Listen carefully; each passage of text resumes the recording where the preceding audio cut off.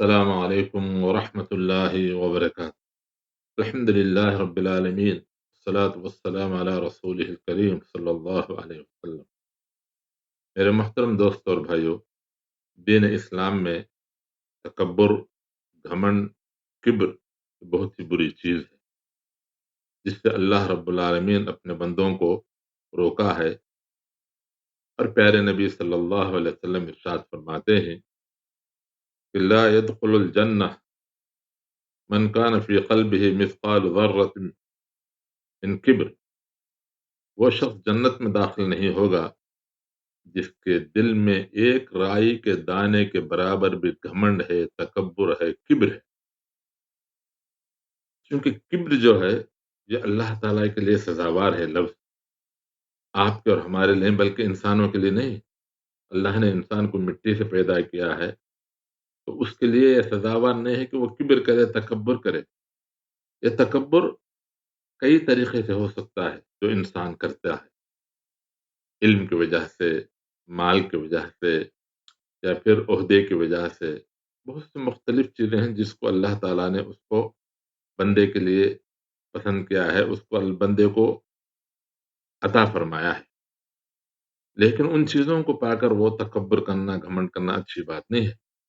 تو آج مال کے تعلق سے آپ کر ہمارے سامنے بات کہ اللہ تعالیٰ کسی کسی کو مال سے نوازتا ہے، دولت سے نوازتا ہے، خوشحالی دیتا ہے۔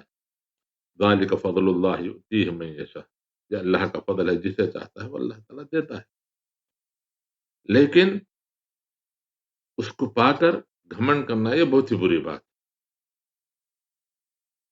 اور دین اسلام میں اس سے نہیں روکا گیا ہے کہ اچھے لباس پہننا، اچھے جوتے پہننا، اچھی سواری استعمال کرنا، اچھا گھر بنا لینا، اس سے روکا نہیں گیا ہے، لیکن ان چیزوں کو پا کر حق کو چھپانا یا لوگوں کو حقیر سمجھنا، اس سے روکا گیا ہے۔ یہ بہت ہی عیب والی چیز ہے۔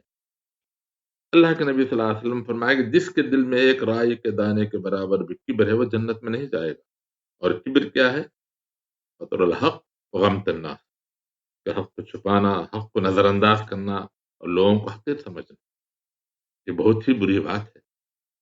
تو جس کے دل میں تکبر آتا ہے، گھمنڈ آتا ہے، تو وہ اپنے دنیا بھی تباہ کر لیتا ہے اور آخرت بھی تباہ کرتا ہے۔ دنیا اس حیثیت سے کہ لوگ اس کو پسند نہیں کرتے ہیں، اس کو چاہتے نہیں لوگ، لوگوں کے اندر وہ ایک بری نگاہ سے دیکھا جاتا ہے۔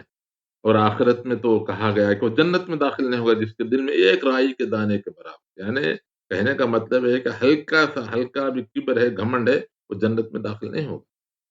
تو میرے محترم دوستوں اور بھائیوں، تو اللہ کا دیا ہوا مال لے کر اللہ کا شکر ادا کرنا ہے، اور اللہ تعالیٰ کا شکر ادا کرتے ہوئے بندوں کی خدمت کرنا ہے۔ اللہ تعالیٰ سے دعا کریں کہ اللہ تعالیٰ مجھے اور آپ کو گھمنڈ سے، تکبر سے، کبر سے بچائے۔ جزاکم اللہ خیرہ۔